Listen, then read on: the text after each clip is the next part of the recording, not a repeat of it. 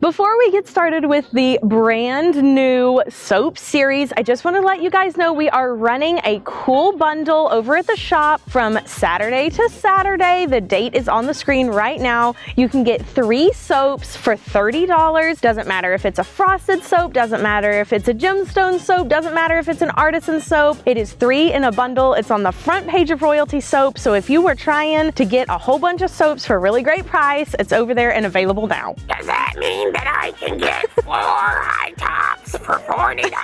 Yeah! Does that mean that I can get 10 low tops and 14 high tops for a $240? Yes, there is no limit to the bundle. So once you add 3, you can continue adding as many as you want. It's going to be the same price. Wow! Okay, this video is not a normal soap making video. Would you like to watch me fail? I won't spoil anything here at the beginning. Who knows? The title may contain a spoiler later on. But this was truly a shocking experience because I have worked with this fragrance before. I made this soap last year. Here's a picture of it. Like, I did this. There's another YouTube video of me making this soap and I didn't change anything. Not a single thing about the recipe. And well, you'll see. Enjoy.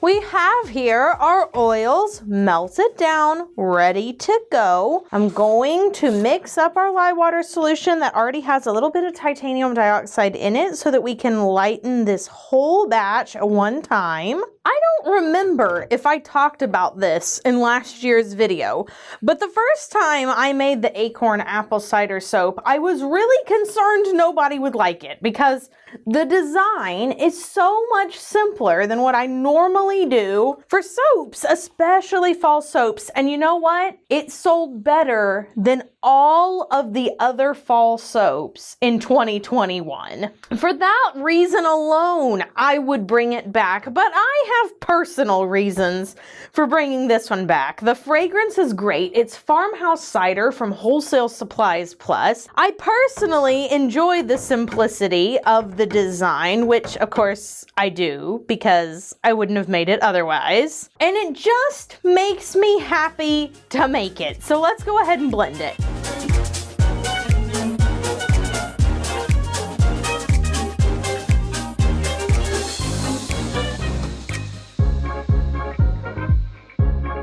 Gonna go ahead and pour off our creamy white top here. Place that off to the side. It's the last thing. Then we'll split our batch in half.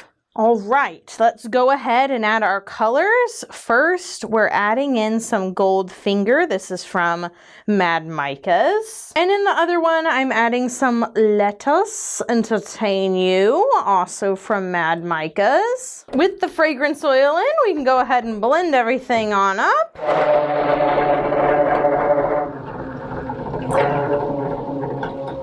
Wow, it's giving caramel apple. Also, holy smokes, whoa, oh no, oh no, they must have changed the fragrance, oh no, what about the green? Quick, get in there. Ah! Oh my gosh, I'm pretty sure I just got soap on my camera lens. Oh no! My beautiful farmhouse cider! What have y'all done to it? Perhaps this is a good time to talk about how fragrance oil companies can change their fragrance oils without telling you that they've done it. So you can think you're getting a fragrance and then you're getting one that they've amended. Wow.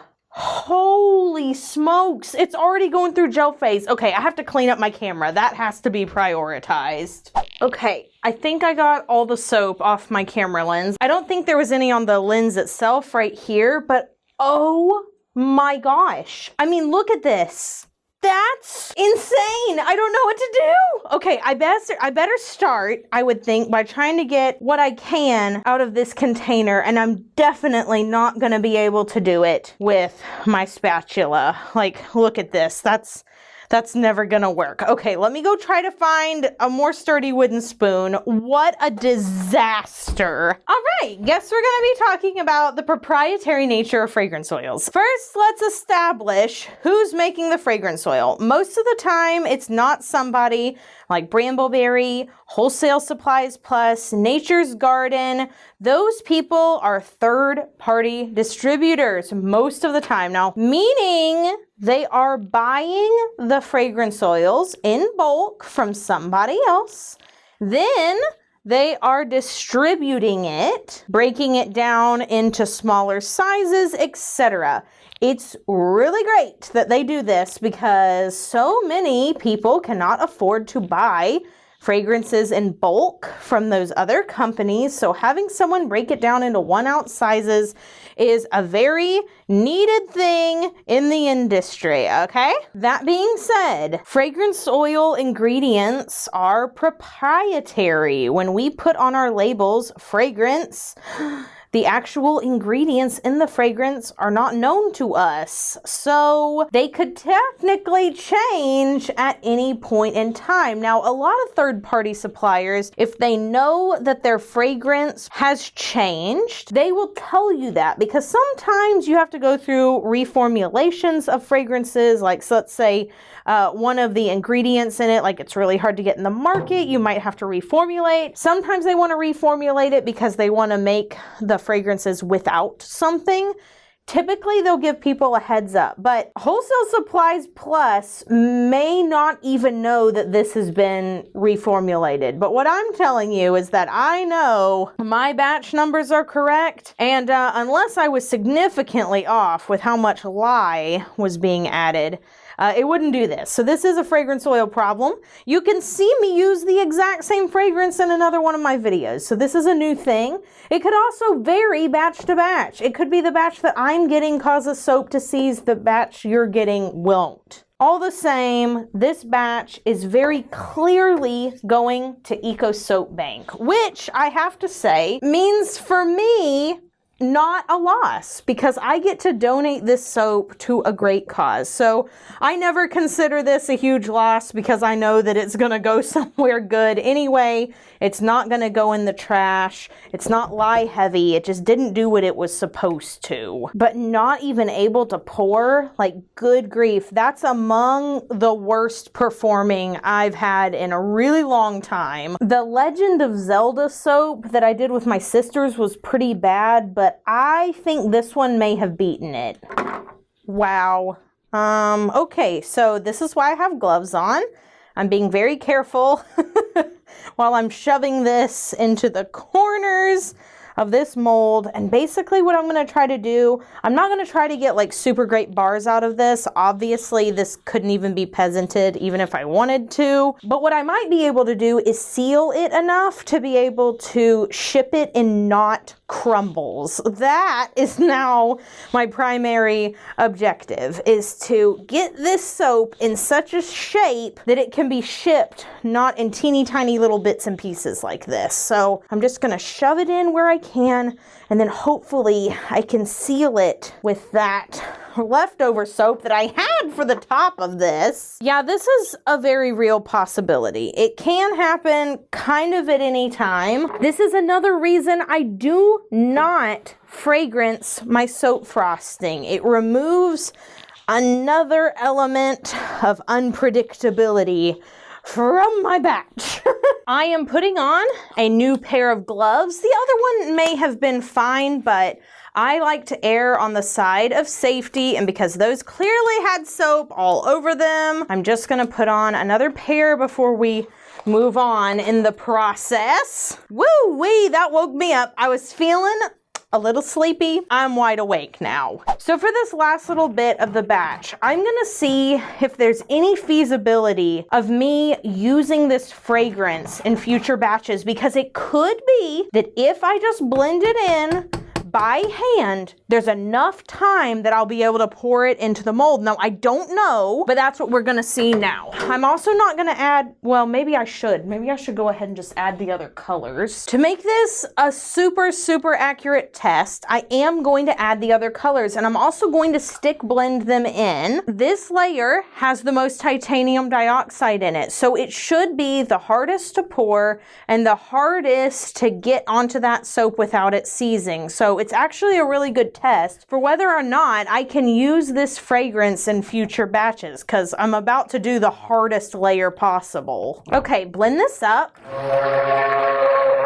Okay, let's see what I can do. This is the consistency before adding in the fragrance. Gonna add that fragrance in. Also, it doesn't rise. If it rised, there'd be no chance, but it does remain really liquidy, so I might stand a chance. Okay, it looks like everything is already incorporated at this point. I'm not seeing any fragrance oil sitting around, but it's already moving. So I'm gonna go ahead and pour it in. Just move this to the side. Hopefully this will get in all the cracks. So I do think that I will be able to use this in the future, but I will not be able to stick blend it. So if you have this sitting around and you were hoping to stick blend it and get it all thick and whatever, or even use it for soap frosting, beware. It's possible you could get a different batch than I got, but good grief. If it was anything like what happened to me, be forewarned. So I'm just going to pop this on top.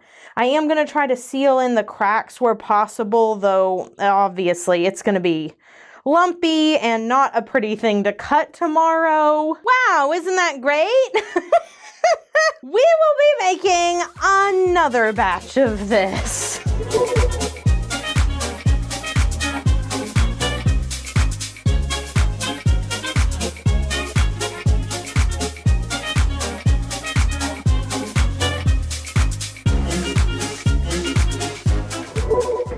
Wow, oh my goodness, look how beautiful. Let's cut into it. We gotta see what it looks like on the inside. It may be a failure, but it's still interesting to look at, okay? Whoa, oozy. You see that little fragrance oil spot? That is riced fragrance oil that has not been incorporated all the way. So it's just sitting there hanging out. Ooh, this one has a really cool tunnel on the inside. So interesting. Also kind of looks like lungs or something, but we don't have to talk about that. Ooh, big chunky holes on this one. That's really gross. I'm not gonna show that because it makes me want to gag. Some more fragrance oil that hasn't been incorporated right here. Yeah, none of this is safe to use. Definitely would have to be rebatched if you're into that kind of thing. I'm not. I have never found that it was quite literally worth my time as a business owner. But if you're making things on a small scale and you have a batch that ends up going wonky, it's definitely worth your time because, I mean, that's just a whole bunch of raw materials you spent personal funds on, you know? So off it goes to Eco Soap Bank so that they can clean it up, grind it up, put it through all their fancy processes, and put it in a form that is usable. If you want to learn more about Eco Soap Bank, click my link down below. If you are a soap maker, you need to know about them. Like, it's not an option. If you make soap, you need to click that link. Needless to say, I may have to change a few things about this soap. Could be that whole batch of fragrance oil, could be that one container of fragrance oil. We really don't know. So we might just have to experiment a little more with it and see if we can work with it to make it how it was last year, because last year really slapped. If you're a soap maker, you need to know about Eco Soap Bank because you need to utilize them. It is just an incredibly amazing 501c3. Everybody who makes soap has soap scraps. Everybody. So go check them out down below. Thanks for watching me fail. Be sure you do something fun for yourself today. And remember, soap making, like any art form, requires a journey. It does. It requires you to journey your little hobbit self down the soap making road. And you're going to run into some things that are difficult. Fragrance oil seizing, ricing, batch separation, flopped batches, labels that don't print right, you name it. It's probably gonna happen at some point. Don't fight it, lean into it, learn from it, and then continue to move forward even better. It's gonna be fine, I promise. A failed batch or two will not kill you. So be sure you do something fun for yourself. Go taste some local apple cider. Go pick up some acorns and make a little whistle with the tops. You know what I'm talking about? Such a fun thing to do. I still do it as an adult, but you know, I don't really care what you do. Just be sure you do something for you, and I will see you guys in the next video. So until then, bye for now.